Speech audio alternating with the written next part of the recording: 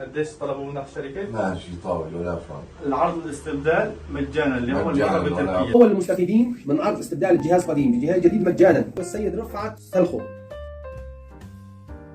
نحن اليوم بمنزل هادي سلاخو. تم شراء أول جهاز من عندنا بالعام 2017. نعم صحيح. قبل هالمرة حضرتك استفدت من عرض استبدال. نعم. بال 2020. نعم. استبدال جهاز القديم بجهاز آخر جديد. الله يبارك فيك. في عندك ملاحظات شلون لقيت الخدمة؟ والله تمام والشباب طيبة. الخدمة؟ بس بدي لك سجل التاريخ مشان تجي 6 شهور تكبر. بعد 3 سنوات أخرى الشركة عم تقدم لك عرض استبدال بتكلفة قديش طلبوا منك الشركة؟ ماشي طاولة ولا فرق. العرض الاستبدال مجانا لأول مرة بتركيا. شركة محترمة حقيقة حقه يقال.